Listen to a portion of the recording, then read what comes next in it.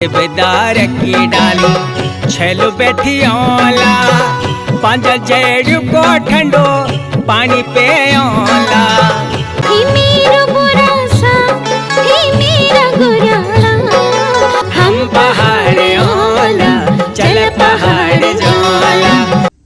जय हिमालय जय भारत। हिमालयी लोग यूट्यूब चैनल में आपका स्वागत है और मैं हूं जर्नलिस्ट डॉक्टर हरीश चंद्र लखेड़ा। क्या आपने जिया माता बामणी का नाम सुना है? एक जिया रानी तो कत्यूर रानी थी।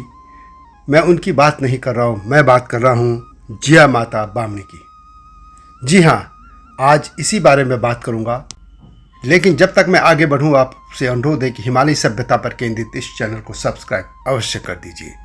तो बात करते हैं जिया माता बामणी की। जिया माता बामणी की कथा ना वैदिक काल की है, न पौराणिक काल की और न ऐतिहासिक काल की। यह विशुद्ध तौर पर उत्तराखंड के जनश्रुतियों की कथा है, यानी लोक गाथा या लोक कथा है। और यह कथा भगवान श्री कृष्ण से जुड़ी है। भगवान श्री कृष्ण को उत्तराखंड में नाग देवता के रूप में भी पूजा जाता है, यानी उनको नाग राजा भी कहा जाता है। और लगभग हर क्षेत्र में उनके मंदिर भी हैं, यानी नाग राजा या नाग, इस तरीके से जो भी शब्द जुड़े हैं वो मंदिर है वहाँ पे भगवान के। और ये नाग राजा यानी भगवान का ही एक रूप श्री कृष्ण का है। हम ये भी कह सकते हैं कि हिमालय के लोक साहित्य में कृष्ण भगवान श्री कृष्ण को नाग राजा कहा जाता है।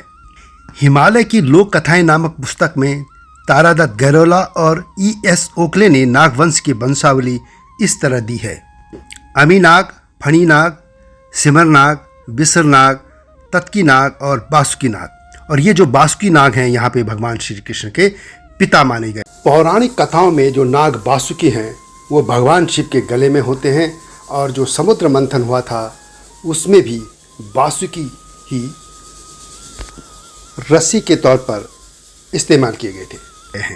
हालांकि ये जो वंशावली है यह पुराणों से भिन्न है। इसी कथा को लेकर जो जागर लगाए जाते हैं उसमें नाग राजा के जागर आते हैं।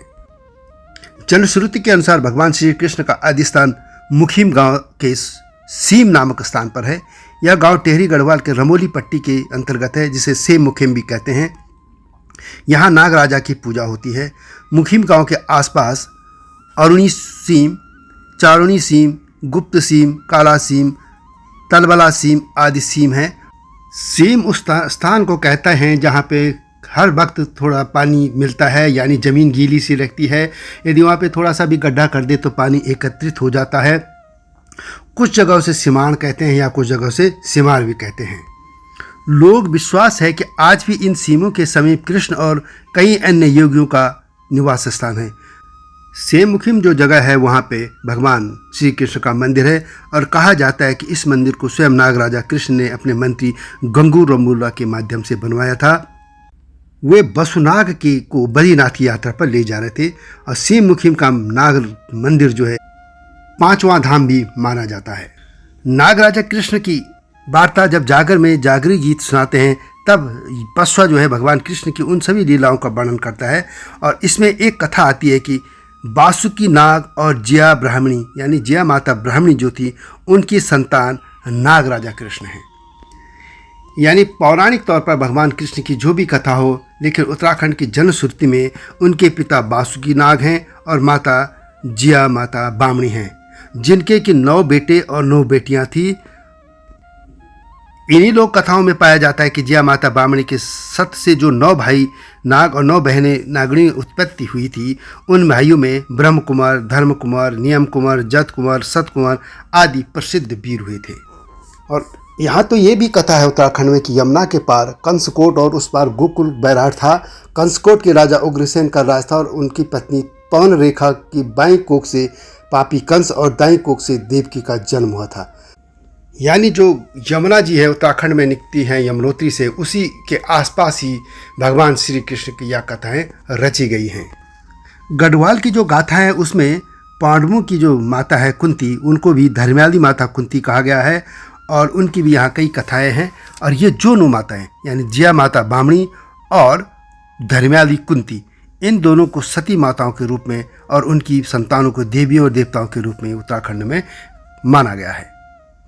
आज भी गढ़वाल क्षेत्र में उनकी पूजा होती है। और यहाँ एक और बातें हैं, यहाँ पे जो वार्ता में जो वीर परपाटी का धार्मिक लोक उत्सव नृत्य होता है, उनमें 9 नागों, 9 नागनियों, 9 रौतेला और 9 रौतेलियों के नाम से कथा में इनको पूजा जाता है, गाया जाता है, इनके गायन होता है। रमोला का अर्थ राजकुमार और रौतेली का अर्थ राजकुमारी होता है। रमोली पट्टी के अंतर्गत नागवंशी राजाओं का राज्य था। इन भाइयों में ब्रह्म कुमार, सूरज कुमार, धर्म कुमार, नियम कुमार, जत कुमार, सत कुमार आदि प्रसिद्ध वीर हुए थे और इनमें सबसे बड़े थे कृष्ण कुमार थे। और ये सभी जो पराक्रमी योद्धा थे नागवंशी, वो इस क्षेत्र में थे। और वैसे भी याद आपको पौराणिक कथा या महाभारत की कथा भी आप देखें तो जब अर्जुन ने एक नागवंशी कन्या से विवाह किया था तो वो भी इसी क्षेत्र की कथा थी। नाग कन्या थी उलूपी। यहाँ जो कहा गया है वो है कि नाग कन्या वसुदत्ता का विवाह अर्जुन से हुआ था और सूरज कुमार जबकि भूटान की राजकुमारी ज्योतिर्माला को ब्याह कर लाते थे। यानी इन पूरी कथाओं में जो गढ़वाल में पाई जाती हैं वो भूटान तक भी जाती हैं ये कथाएं। भगवान श्री कृष्ण की अनेक कथाएं यहाँ मिलती हैं जिनका संबंध नागवंशी कुंवरों तथा भोट की राजकुमारियों से, यानी भोट जो क्षेत्र है वो तिब्बत और जो पौड़ी और इधर आगे नेपाल तक की जो कुमाऊं की बेल्ट चली जाती है उसके बीच का जो सीमांत क्षेत्र है उसको भूट कहते हैं। भूटिया शब्द जो वहाँ से निकला है, भूटिया जो जनजाति भी है, तो उसी भूट देश की बात कर रहे हैं। भगवान कृष्ण के उनसे भी पारिवारिक संबंध रहे हैं। वैसे नागों का जो देखें एक ऐतिहासिक तौर पर तो ये एक जाति ही थी उत्तराखंड में, जैसे हम कहें, या पूरे हिमालय बेल्ट में, हिमाचल भी देखें, अभी जम्मू भी देखें, आगे तक हम पूरे हिमालय बेल्ट, तो वहाँ पे नागों का पहले यहाँ पे शासन होता था। जब यहाँ खस आए तो उन्होंने नागों का पर शासन कर लिया था, उनके राज्य को छीन लिया था। लेकिन यदि हम पौराणिक तौर पर देखें तो भगवान विष्णु की जो जिस सैया पे लेटे होते हैं वो शेषनागी होते हैं और भगवान कृष्ण के जो बड़े भाई थे बलराम, उनको भी शेषनाग का ही अवतार माना जाता है। चाहे हम भगवान राम को देखें तो भगवान राम के जो छोटा भाई थे लक्ष्मण, उनको भी शेषनाग का अवतार माना जाता है। भगवान श्री कृष्ण की गढ़वाल में नगेलो यानी नाग राजा के नाम से भी उनको पुकारा जाता है, नगेलो, और उनकी इस रूप में भी पूजा होती है। यदि हम पौराणिक तौर पर देखें तो वासुकी एक प्रसिद्ध नाग थे जो कि महर्षि कश्यप के पुत्र थे और जो कद्र के गर्भ से पैदा हुए थे। उनकी पत्नी शतशीर्षा थी और इन्हीं वासुकी के बड़े भाई थे शेषनाग। इस तरह हम कह सकते हैं कि नागों में जो सबसे बड़े थे वे हैं शेषनाग और उनके दूसरे स्थान पर आते हैं वासुकी और तीसरे पे आते हैं तक्षक। हालांकि जो उत्तराखंड में कथा पाई जाती है वो है वासुकी जो है वो भगवान श्री कृष्ण के पिता माने गए हैं, जबकि जो अन्य कथाएं हैं उसमें भगवान श्री कृष्ण के पिता वसुदेव और माँ देवकी हैं और पालन वाली माता यशोदा थी। अब हम पूजन की बात देखें भगवान श्री कृष्ण के नाग देवता के रूप में, तो उत्तराखंड का और खासतौर पर गढ़वाल का कोई भी क्षेत्र होगा जहाँ नाग मंदिर न हो। गढ़वाल क्षेत्र में नागों का सबसे बड़ा तीर्थ, जैसे मैंने सेम मुखिम कहा है, वही है सेम मुखिम, कुछ जगह सीम भी कहा जाता है। और इसके साथ ही नाग राजा के 65 से अधिक बड़े मंदिर हैं। नागथात और नाग टिब्बा में भी नाग पूजा संपन्न की जाती है। इसी तरह बरुणेश्वर में जो है दूधातोली मंदिर चौथान पट्टी में है, पांडुकेश्वर में भी है। इसी तरह पौड़ी के आसपास डांडा नागराज है। इसी तरह कुमाऊं क्षेत्र में भी चंपावत में भी है, ग्वालदम में भी नाग देवता हैं, दानपुर के बासुकी नाग भी है। ये शायद ही कोई ऐसी जगह होगी जहाँ भगवान श्री कृष्ण के नाग स्वरूप के मंदिर न हो।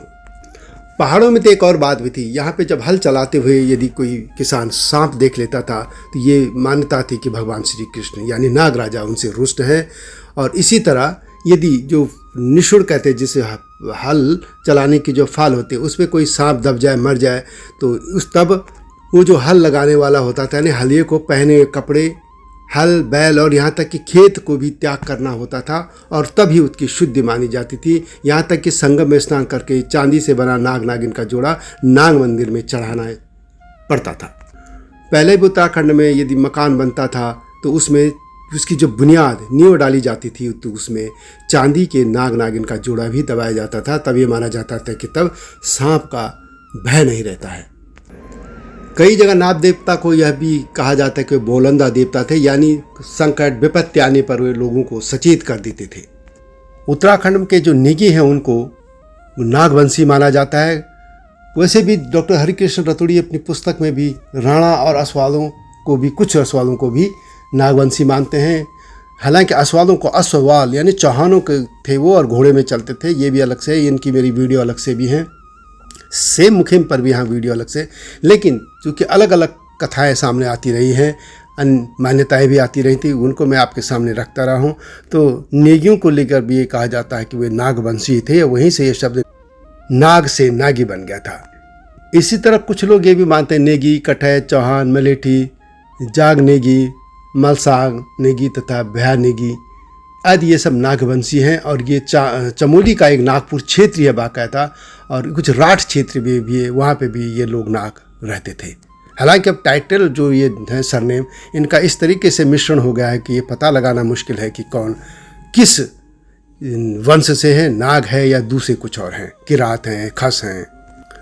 पंडित बद्रीदत्त पांडे भी कुमाऊं की जो उनकी पुस्तक है उसमें भी ये लिखते हैं कि बर्फू के बुरपाल जंग पांगी और चरखमिया जंग पांगी अपने को नागवंशी बताते हैं।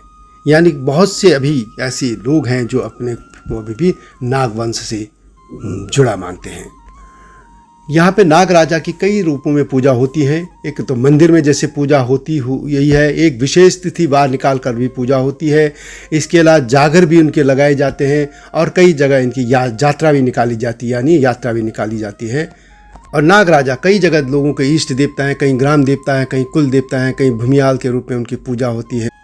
तो वैसे माता ब्राह्मणी का एक मंदिर हिमाचल प्रदेश में भी है, और जो चंबा जिला है हिमाचल प्रदेश का, वहाँ भरमौर एक जगह है, वहाँ पे माता ब्राह्मणी का मंदिर है। हालांकि उस ब्राह्मणी माता का जो मंदिर है या उनका जो स्वरूप है, उसका ये जो उत्तराखंड की कथा है उससे कोई मत लेना देना नहीं है, परंतु एक मंदिर वहाँ पे भी है, और इस रूप को माता का जो है भगवती माता का एक रूप माना गया है। तो यह थी जिया माता ब्राह्मणी, भगवान श्री कृष्ण का नाग रूप और उनके नागवंशी लोगों की गाथा।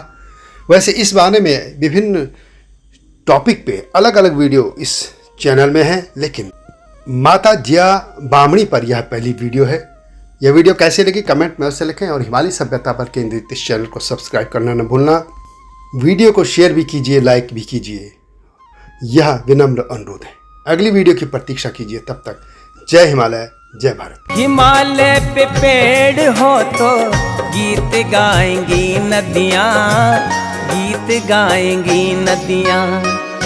पेड़ों पे चिड़िया है तो गीत गाएंगी नदियाँ, पेड़ों पे चिड़िया है तो गीत गाएंगी नदियाँ।